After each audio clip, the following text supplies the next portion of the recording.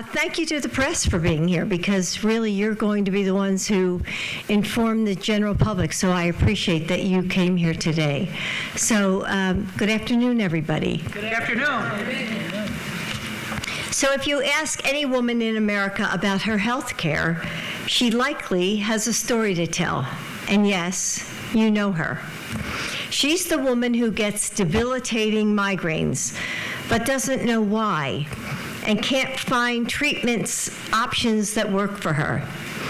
She's the woman going through menopause, who visits with her doctor and leaves with more questions than answers, even though half this country will go through menopause at some point in their lives. She's the woman who dies because her heart disease isn't recognized, since her symptoms don't look like a man's symptoms and a man's heart attack. Women are more likely to die after a heart attack, even though men and women have them at similar rates. This has to stop. And my husband, President Biden, is doing something about it. Women in this country live longer than men. But what are those years like? Can you pick up your grandchildren without any pain? Can you walk around the block without feeling tired? These women live with chronic diseases that we don't know enough about and that we don't have effective treatment options. Last year, Maria Shriver came to me about this issue, and it resonated.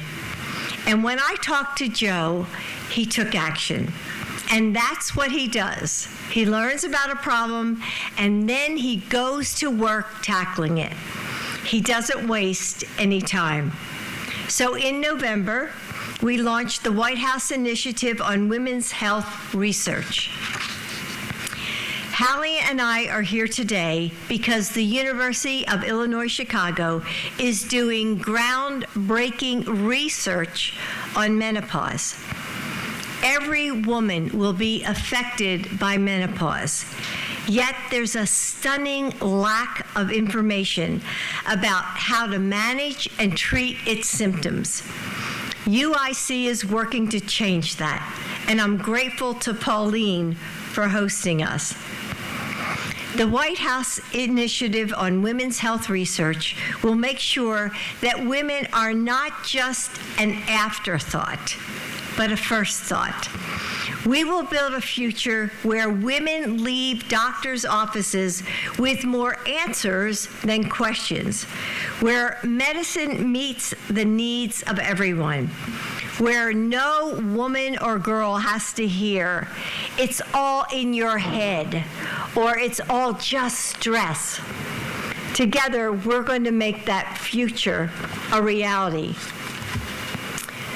So now it's my pleasure to introduce someone I'm grateful to have joining us today. She's a powerful advocate for women's health. She's been a leading voice in raising awareness about menopause, and she's helping us to build a brighter, healthier future for women. Please help me welcome Halle Berry. Halle? Thank you very much. I am so honored to be here at the University of Chicago, Illinois, and thank you, Dr. Biden. You are a beautiful First Lady. Oh, God. And thank you. Oh, look at what, really? You are an exquisite First Lady, and thank you very much for allowing me and inviting me to be a part of this journey. Thank you very much. Thanks. So the first thing I would like to share is, because I get asked this question all the time, what brought me to this critical and very important work? And I think I am no different than any other woman right now who reaches their menopausal years or perimenopausal years and they felt like, what the heck is happening to me? I had no idea. My ego said to me, I'm just going to miss the whole thing. I'm going to skip it because I thought that I had cured myself of type 2 diabetes. Well, I didn't cure myself, but I got myself off of insulin. I got off oral medication with my diet and exercise. So I thought, I'm going to eat well and exercise. I'm going to have a great mindset, and I'm going to skip this menopause thing. It's not going to happen to me. All of a sudden, one day, guess what? It got me. And it got me bad. I go to my doctor and I tell him, it's got me bad, doc. Help me. And to his credit, he was a wonderful doctor, and he said, well, you can take hormones, and here's what you do. And then it'll pass. Well, that didn't feel like that was good enough for me. And I felt like if that's not good enough for me, and I have access to some of the best doctors in the world, how could this be good enough for every other woman? So that's exactly what got me on my journey. And one of the most staggering things I learned when I got on my journey was that as a menopausal woman, we lose $1.8 billion in the GDP is lost every year. And that's just an estimate. I've been learning that it's actually much more than that. And I also learned that the NIH Office of Women's Research they only receive a little over $76 million. Like seems like a lot to many, but that's small in the bucket of women's research. So I'm passionate about putting hard numbers behind what we are given to help, women and research in the area. I think money needs to be raised and allocated so that doctors can be retooled, so that we can have more experts, right? So that every woman has an opportunity to get quality premium care and not just told you have to just white knuckle it. It will eventually pass. That's just not good enough.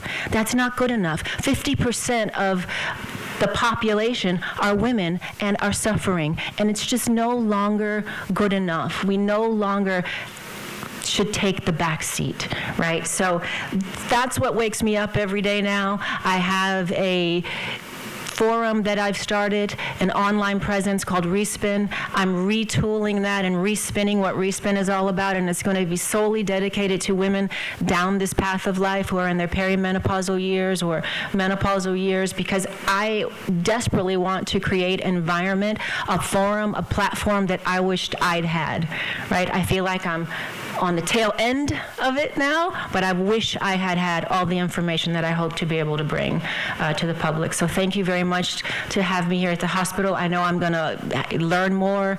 I know I will add, a wealth of information and take that back to my group and my organization. So thank you. Thank you very much for having me. Thank you. Thank you.